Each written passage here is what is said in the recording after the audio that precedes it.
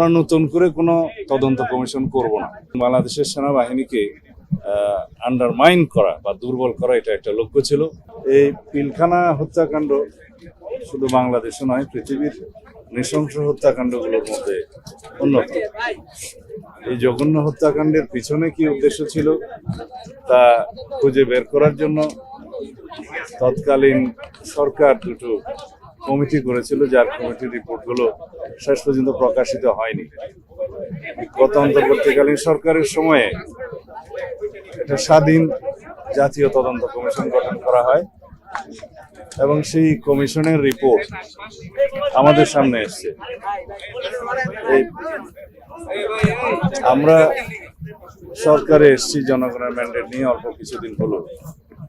তার আগে ইন্টারিম গভর্নমেন্টের সময় এই রিপোর্ট তারা হাতে পেয়েছে। সেই রিপোর্ট বাস্তবায়নের জন্য তেমন কোনো পদক্ষেপ নেওয়া হয়নি। আমি দুই একদিনে দেখেছি, আমি কয়েকদিন আগে এই রিপোর্টটা পুরো না দেখেই কিছু কথা বলেছি যেগুলো আজকে সংশোধন করতে চাই। আমরা নতুন করে কোনো তদন্ত কমিশন করব না, যেহেতু জাতীয় একটা স্বাধীন তদন্ত কমিশন গঠিত হয়েছে এবং তারা দক্ষ উপযুক্ত ব্যক্তিদের দ্বারাই গঠিত হয়েছিল। তাদের রিপোর্টে আমি একটা গ্ল্যান্স যা দেখেছি, যেহেতু আজকে কথা বলতে হবে সেই জন্য, তাতে যে সমস্ত সুপারিশমালা এসছে প্রায় 70টি মনে হলো। আমি আরো ডিটেল দেখবো।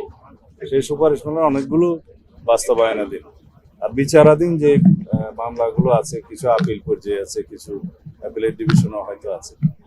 এই জুডিশিয়াল প্রসেসটা সমাপ্ত করা হবে। আর অন্যান্য যে সমস্ত রিকমেন্ডেশনস আছে এগুলো আমরা ধাপে ধাপে বাস্তবায়ন করবো ইনশাআল্লাহ।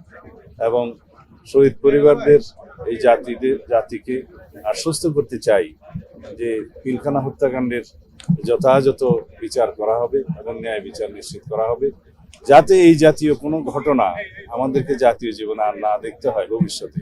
সেজন্য যে সমস্ত পদক্ষেপ নেওয়া জরুরি, সমস্ত পদক্ষেপগুলো আমরা নেব ইনশাআল্লাহ। বাংলাদেশের স্বাধীনতা সার্বভৌমত্বের প্রতি হুমকি ছিল একটি ঘটনা, এবং বাংলাদেশের সেনাবাহিনীকে আন্ডারমাইন করা বা দুর্বল করা এটা একটা লক্ষ্য ছিল। সেটা তাদেরই থাকতে পারে যারা বাংলাদেশের স্বাধীনতা সার্বভৌমত্বে বিশ্বাস করে না অথবা একটা দুর্বল রাষ্ট্র হিসেবে এই দেশকে দেখতে চায়।